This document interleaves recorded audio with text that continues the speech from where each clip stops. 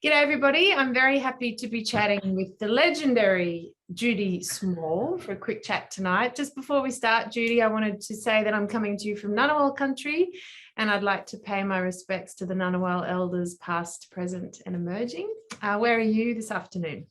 I'm on the lands of the Wurundjeri people of the Kulin Nation, and I too pay my respects to their elders past, present and emerging. Beautiful. We're very excited to be gathering on Ngunnawal country for the 30th year since we came here in 1992. And of course, we're especially thrilled to be presenting Songs of Judy on Easter Monday, which is a celebration of your, many decades contribution to the folklore of Australia. When did you first come to the National, Judy? I first played at the National in Sydney in 1982, so 40 years ago. Awesome. And I remember it well. It was at the University of Sydney. Yep. And I did a workshop called and Jill came tumbling after Men, Women and Sex in English folk music. Oh, wow. Fabulous. It was great fun. Yeah. Yeah. So that was, I was a young woman then. Yeah. And then the next year I got asked to play at the Adelaide. It was in Adelaide the following year. Yep. And I played there, and I played in Alice Springs, and I played in Melbourne, and then I played in Canberra. I think I played the first one in Canberra. If not, it would have been the second. Yeah, 92, I think. Yes. Yeah. Wow, that's amazing. It's interesting. We just stop for just a sec. Yeah, sure. Absolutely. It's an interview being recorded. Just measuring. It's all right. Be quiet, my darling, please. It's all right. Yes. So wow, you have a history that goes back.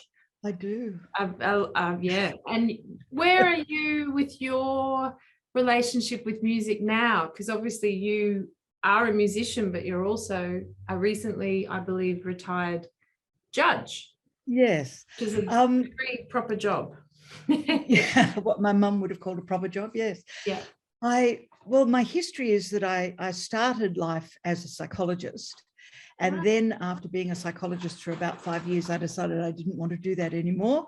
Yeah. And so I started to study law. And of course, I'd been singing around the folk clubs in Sydney and even in Canberra over the past 10 years or so. Yeah. And so a couple of years into studying law, I decided I was about 29 years old, and I decided I didn't want to wake up at 40 and think I could have been a really good singer if I'd tried.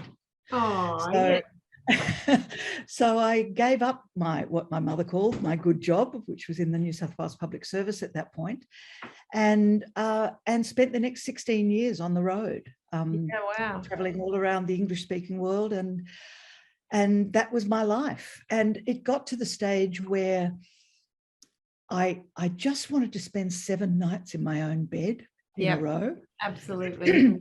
And I'd finished my law degree on the way through in bits and pieces. Amazing. And so in 1997, I decided I would stop singing full time and I would try to become a lawyer. And so in 1998, I did my legal articles, was admitted to practice in 1999. And for the next 14 years, was a solicitor, and I was still singing. I was still singing at festivals and the odd folk club and the odd concert here and there. And I was still recording until 2006, I think was the last recording I did. Yeah. And then in 2013, I had this amazing year. I turned 60. I played the National Folk Festival, but the day before the festival, I was appointed to the bench of the Federal Circuit Court of Australia. Wow. And so that was my farewell festival. And I didn't think I would come back to music. But once I'd retired from the law, well, it's all Andrew Patterson's fault, really. Andrew Patterson is a stalwart of the Australian folk community, and he runs a little festival at his winery in upstate Victoria. in March, and he asked me if I would play it last year, and he got me at a very vulnerable moment.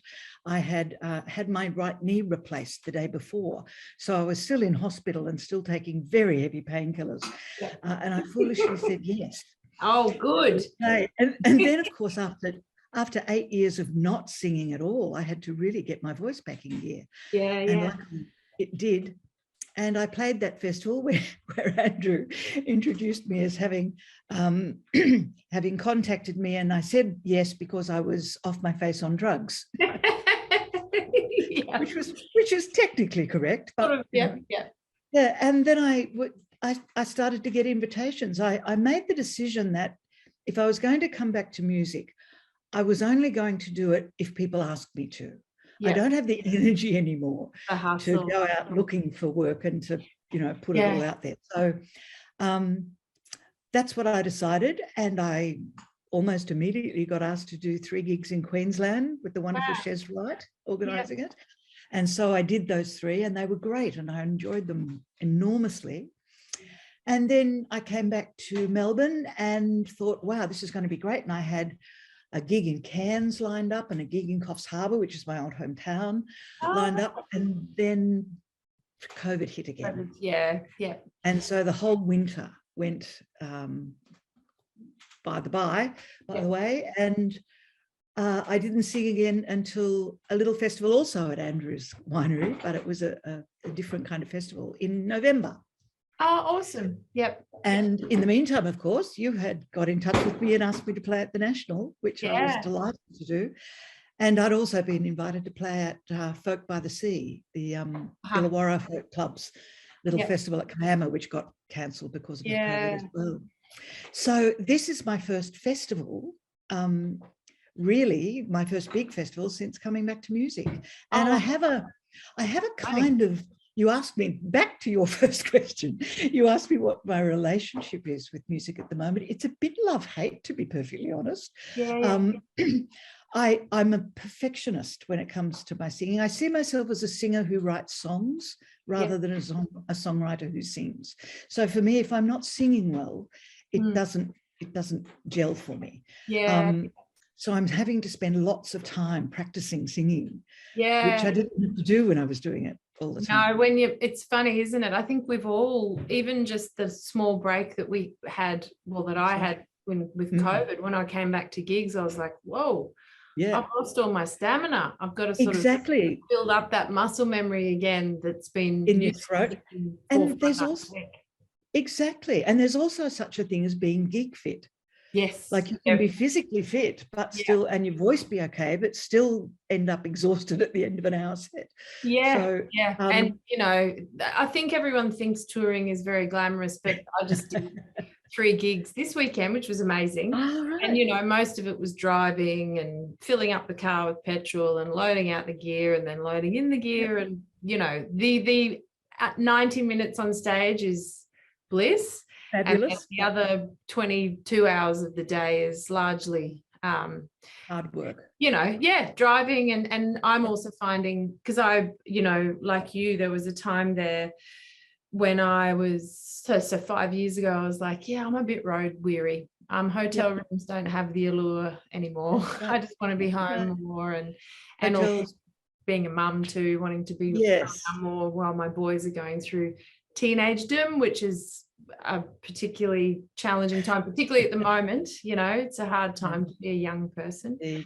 Well, we're thrilled. We're so excited that we get to celebrate your legacy. Yeah, well, I thought you had to be dead to have a legacy. I haven't finished yet. No, absolutely not. Yes.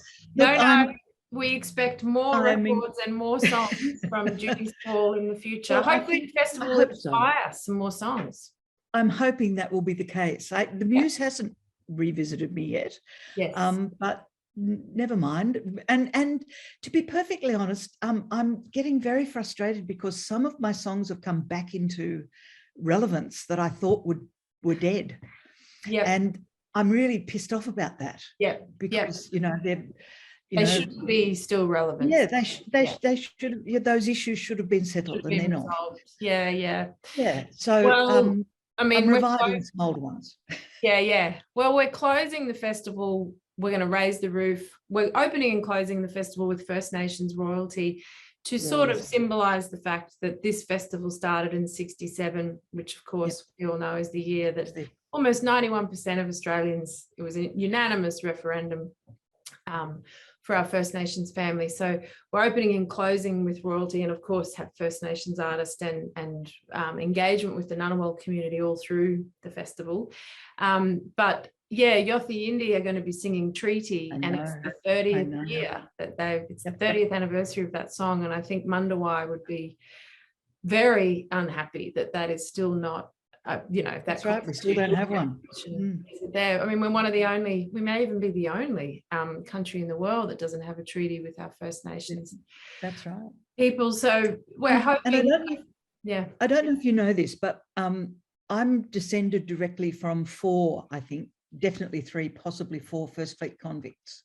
Oh, wow. So my family were the original colonizers. Yeah. So I feel that's, and I feel that stuff very strongly. That 200 and what is it, 200 and X years 40, later, 40 years, 40 something years later, we still don't have a treaty with our First Nations people.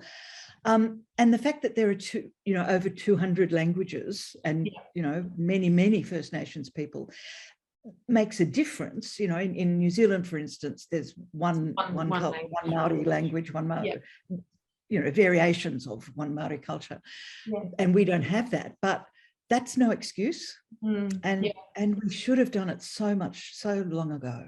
Yeah, and the states are starting to do it, which is wonderful. Yeah, but we need to do it at a national level. We do. Well, we're going to have a forum. We're partnering with the Know Your Country mob, who are a group of, it's led by a doctor and First Nations doctor, Dr. Scott Winch, whose speciality is education. And his priority is, him and his team, their priority is having First Nations educators in every state school in Australia, which of course, I mean, I was lucky. I grew up in an area, my kids grew up in an area where First Nations storytelling was involved in our Gubbi country, but that's a rare privilege. And so they're hoping so we're going to have a forum with them on the Friday night before our opening concert, and I'm certainly hoping that closing the festival with treaty, and I'm hoping to get a copy of the Uluru Statement from the Heart, to bring the Uluru Statement from the Heart to the festival. But if not, I'm certainly encouraging people to read the Makarrata. It's such a beautiful piece of proposed legislation. And I actually remember I ran into Senator Noel Pearson, because he actually lives up my way, and I ran into him because he was part of the committee, and I ran into him after Turnbull just years and years, and then Turnbull just shut it down. I was so sad, and I could see how deeply, I mean, I'm surmising, but I could see how deeply saddened and disappointed he was. And hurt. Yeah. I mean, you get asked to tell us what you think. We tell us what you think, and we just go, oh, poof. Yeah. Just, I have a fear. I don't think our heart, the heart of our country can beat as one until we have this. So certainly as a folk festival, we're trying to do what we can to facilitate those conversations. And music is the great educator. I mean, I didn't know who Truganini was until I heard Midnight Oil sing about it. Right. So, and folk music is such a powerful tool of education for all sorts of issues. Obviously, First Nations storytelling, women's rights, civil rights, all of the challenges that we face as a community. Well, find all of them in folk music. Pardon me? You'll find all of those in folk music. Exactly. That's the job of the folk musician, is to document their times. Yes, yeah. Well, we're so thrilled to have, I think we've got about 10 artists on the Monday, all learning your tunes. I know, that's just such a joy.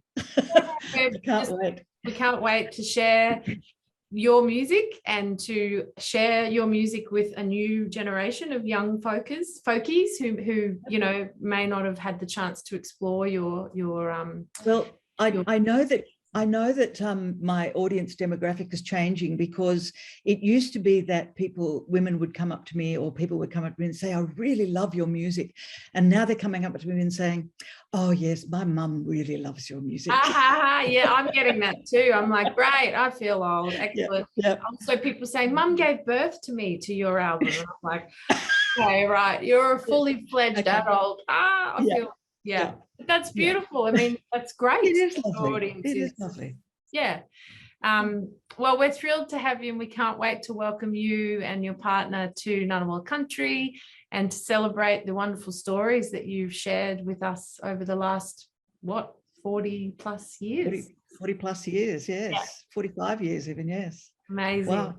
And I'm just so chuffed to be to receive the Lifetime Achievement Award this year. It means more than I can tell you, because this is my community, this is my people, and I'm just really, really moved and chuffed by that. So thank you. Thank you, Judy. We can't wait to see you in under 3 weeks. Oh my God. I know. Isn't that scary? It's scary and exciting all at once. Take care. You too, Katie. Thank you. Be well, and we'll see you very soon. Okay. Bye-bye. Bye. Bye.